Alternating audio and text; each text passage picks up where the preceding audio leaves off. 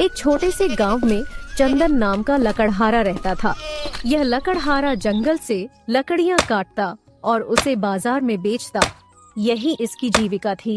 एक दिन चंदन लकड़ियां काटने जा रहा था। वह जंगल पहुंचा ही था कि उसे एक घायल पक्षी जमीन पर पड़ा मिला। अरे राम राम, ये शिकारी भी कितने निर्दय होते हैं। बताओ, इन बेचारे निर्दोष पक्षियों की क्या गलती है। देखो कैसा छटपटा रहा है बेचारा। घर चलकर इसके जख्मों पर दवाई लगा देता हूँ, शायद इसके प्राण बच जाएं। ऐसा सोचकर चंदन फिर लकड़ियां नहीं काटता है और तोते को अपने घर ले जाता है। चलो, आज लकड़ियां तो काटी नहीं, लेकिन तुम्हारे जख्मों पर दवाई लगा दूं, इससे तुम जल्दी ही ठीक हो जाओगे। ऐसा कहकर चंदन तोते के घावों पर दवाई लगा देता है। अरे छोटे पक्षी, उठो उठो, सुबह हो गई है। तुम कुछ बोल तो रहे नहीं, फिर मैं तुम्हारा नाम कैसे जानूं? कोई बात नहीं, मैं तुम्हें आज से मिट्ठू कहूँगा। इतना कहकर चंदन लकड़ियां काटने चल दिया। तभी तोता उड़कर उसके पास आ गया। तुम ठीक हो गए, चलो मैं तुम्हें जंगल में छोड़ दूं। वहाँ तुम्हारे माता पिता तुम्हारे लिए परेशान होंगे। नहीं, मेरा कोई नहीं है।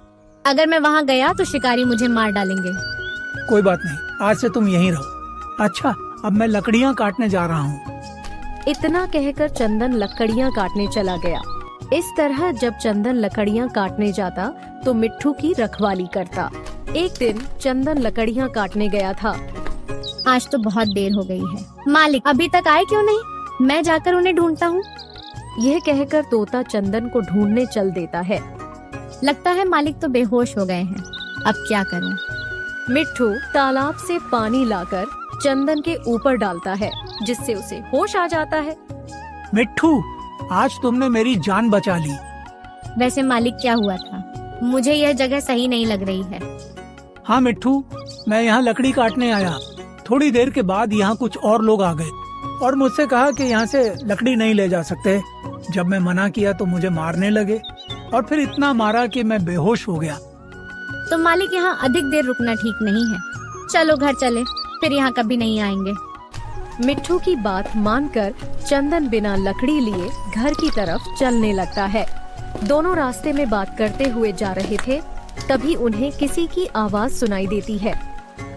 बचाओ बचाओ बचाओ, कोई मेरी मदद करो, मैं डूब रहा हूँ। मिट्ठू, लगता है कोई डूब रहा है। चलो चल कर बचाते हैं। मिट्ठू और चंदन दोनों भागकर पहुँचे तो देखा कि एक बंदर डूब रहा है। चंदन नदी में कूद पड़ता है और बंदर को बचाने लगता है। मालिक, लगता है यह काफी समय से पानी में डूब रहा था, इसलिए इसकी हालत ज्यादा बिगड़ गई है। हाँ मिट्ठू, चलो इसे वैद्य जी के पास ले चलते हैं, वो इसे जरूर बचा लेंगे। क्या हुआ चंदन? आजकल व्यक्ति इंसानों के लिए पैसा खर्च नहीं करना चाहता और तुम इन जानवरों पर खर्च कर रहे हो। ठीक है, तुम यह दवाई ले लो, इससे ये जरूर ठीक हो जाएगा। दवाई लेकर चंदन घर आता है और वैद्य की दवाई से छोटू बंदर जल्दी ठीक हो जाता है। मिट्ठू, लकड़ियाँ काटने का काम तो चला गया, अब नया काम क्या करेंगे? मालिक, मेरी समझ में एक काम आया है। मैं जब उस नदी में डूब रहा था तो मैंने देखा कि उसने बहुत सारी मछलियाँ हैं। क्यों ना आप उन मछलियों को पकड़कर बाजार में बेच दो? अरे वाह छोटू बंदर, तुमने तो मेरी समस्या ही दूर कर दी। उसके बाद से चंदन उस नदी में मछलियाँ पकड़ता और बाजार में ले जाकर बेच देता। इस तरह उसकी जीविका चलने लगी। अच्छा छोटू और मिट्ठू, तुम दोनों आज घर की रखवाली करो, मैं अभी मछलियाँ पकड़ कर आता हूँ, फिर आज साथ में बाजार चलेंगे। ठीक है मालिक, आप जाओ, हम दोनों घर की देखभाल कर लेंगे। चंदन मछलियाँ पकड़ने चला जाता है। मिट्ठू और छोटू घर रह जाते हैं। दोपहर को जब चंदन मछलियाँ पकड़कर आ रहा था, तब दोनों चंदन को रास्ते में मिल गए। क्या हुआ? तुम दोनों घर छोड़कर यहाँ क्यों आ गए? मालिक, आज हम ऐसी सूचना लेकर आए हैं कि आप सुनकर खुश हो जाएंगे। अच्छा बताओ, फिर क्या बात है? मालिक, अपने राज्य के राजा जो हैं, उनके यहाँ एक बड़ा उत्सव होने वाला है।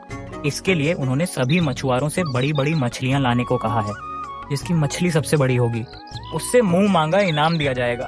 और हाँ मालिक, उत्सव कल ही है, तो आपको कल सबसे बड़ी मछली पकड़नी है। हाँ दोस्तों, यह मौका बहुत अच्छा है। कल मैं सबसे बड़ी मछली पकड़नी होगी। सुबह होते ही चंदन ने उस नदी से सबसे बड़ी मछली पकड़ी और उसे राजा के यहाँ दे आया। फिर जब शाम तक राजा का कार्यक्रम समाप्त हुआ तो उन्होंने इनाम देने के लिए सभी मछुआरों को बुला लिया। वैसे आप सब लोगों की मछलियां तो बहुत बड़ी थी, लेकिन सबसे बड़ी मछली चंदन की थी। इसलिए चंदन, तुम जो चाहो वह इनाम में मांग सकते हो। मांगो, क्या मांगना चाहते हो? महाराज, मैं आपसे ज्यादा कुछ नहीं मांगूंगा। मुझे आप केवल थोड़ी सी जगह दे दें, जहां मैं अपना घर बनाकर अपने दोस्तों के साथ आराम से रह सकूं। चंदन, तुम जो मांगते मैं वो देता। इसलिए तुम मुझसे हीरे जवाहरात भी मांग सकते थे, लेकिन तुमने अपनी ईमानदारी दिखाई, इसलिए मैं तुमसे खुश हुआ। मेरे राजमहल से कुछ दूरी पर बहुत सी भूमि पड़ी है, तुम जितनी चाहे ले सकते हो। राजा की बात सुनकर चंदन बहुत खुश हुआ। उसने राजमहल से कुछ दूरी पर एक घर बनाया और अपने मित्रों के साथ रहने लगा। अब चंदन ने मछलियां पकड़ना छोड़कर खेती में सब्जियां उगाना शुरू किया। एक रात कुछ चोरों ने राजा के राजमहल में चोरी की। सैनिकों ने चोरों का पीछा किया। चोर व्यापारी का वेश बनाकर भागने लगे। ये देख, क्या अभी तक सैनिक पीछे आ रहे हैं? हाँ भाई, आ रहे हैं। तो जैसा मैं कहूँ वैसा ही करना। चंदन के घर तक आए और चंदन से कहा, भाई हम व्यापारी हैं, रास्ता भटक गए हैं, हमारा सामान रख लो, हम सुबह आकर ले लेंगे, ठीक है? भाई, आप अपना सामान घर में रख दो। चोर चोरी का सामान चंदन के घर रखकर भाग गए। थोड़ी देर बाद राजा के सैनिक चंदन के घर पहुँचे। चंदन, क्या कोई चोर इधर से गए हैं? नहीं, चोर तो नहीं आए, लेकिन कुछ लोग निकले थे, उनका सामान मेरे घर में रखा है। चलो दिखाता हूँ। ये तो वही सामान है जो चोरी किया गया था। इसका मतलब तुम भी चोरों के साथ हो। भाई, मेरा विश्वास करो, मैंने चोरी नहीं की, ये उन लोगों ने रख दिया और चले गए। तुमने चोरी की है या नहीं, इसका फैसला महाराज करेंगे। अभी हमारे साथ चलो। सैनिक चंदन को लेकर चल देते हैं। मालिक, हमारे मालिक को मत ले जाओ, उन्होंने चोरी नहीं की है। चंदन, तुम तो बहुत ईमानदार थे, तुम भी चोरी करोगे, इसकी मुझे उम्मीद नहीं थी। महाराज, मैंने चोरी नहीं की। उन लोगों ने कहा कि वह व्यापारी है, इसलिए मैंने उनका सामान रख लिया। कुछ भी हो, लेकिन मैं चोर को क्षमा नहीं कर सकता, इसलिए तुम्हें 5 वर्ष कैद की सजा देते हैं। सैनिक चंदन को जेल में डाल देते हैं। मीठू और छोटू बंदर रोने लगते हैं। मिट्टू, हमारे मालिक चोर नहीं है, लेकिन हम यह साबित कैसे करें? हम तो उन चोरों को भी नहीं जानते, क्योंकि जब उन्होंने सामान रखा तब तो हम सो रहे थे। काश हमने मालिक को मछली पकड़ने का काम ना बताया होता तो आज यह दिन नहीं आता। दोनों इसी तरह रात भर बात करते रहते हैं और रोते रहते हैं। चंदन लगभग 5 दिनों तक जेल में बंधता है। फिर एक दिन, महाराज, आप हमारे निर्दोष मालिक को इस तरह सजा नहीं दे सकते। तुम्हारा मालिक निर्दोष नहीं है, उसने चोरी की है। और अगर मैं मान लूं कि तुम्हारा मालिक निर्दोष है, तो चोर कौन है? आपका मंत्री? हाँ महाराज, आपका मंत्री। नहीं महाराज, नहीं, मैं चोर नहीं हूँ। मैं इतने दिनों से आपका विश्वास पात्र हूँ। मैं भला मंत्री होकर चोरी क्यों करूँगा? यह दोनों झूठ बोल रहे हैं। मैं कैसे मान लूं कि मेरा मंत्री चोर है? महाराज, एक दिन हम लोग मंदिर से लौट रहे थे तो हमने देखा कि आपका मंत्री बिना सैनिक केवल अकेला जंगल की ओर जा रहा था, तो हमें शंका हुई और हम लोगों ने उसका पीछा किया। तुम लोगों ने चंदन को फंसाकर ठीक नहीं किया है। उस दिन से महाराज बहुत सतर्क हो गए हैं। अब कुछ दिनों के लिए यह चोरी छपार करना बंद करो, अन्यथा खुद समझना। मेरा हिस्सा मुझे दो, मैं चलूं। किसी को पता लगा तो आसमान फट पड़ेगा मुझ पर। महाराज, मंत्री चोरों से मिला हुआ है। अगर आप चाहें तो हमारे साथ जंगल में वह जगह देख सकते हैं। राजा उन दोनों के साथ जंगल में जाकर देखते हैं। दोनों चोर सोए हुए हैं और उनका माल जमीन पर रखा है। राजा सबको पकड़कर जेल में डाल देते हैं और चंदन से कहते हैं, चंदन, मुझसे अनजाने में भूल हो गई, मुझे इसके लिए क्षमा कर दो।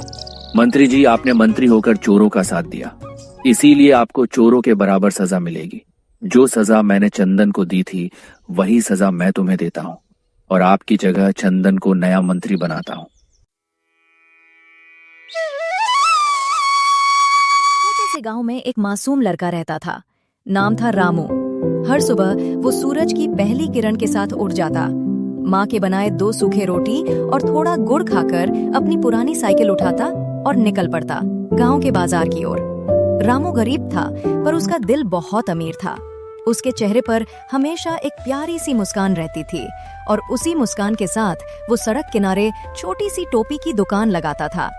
रंग बिरंगी टोपियां किसी की धूप से बचाती, किसी के बच्चों के चेहरे पर खुशी लाती। रामू हर टोपी ऐसे बेचता जैसे वो हर किसी को खुशियां बांट रहा हो। लोग कहते थे, रामू की टोपी सिर पर नहीं दिल पर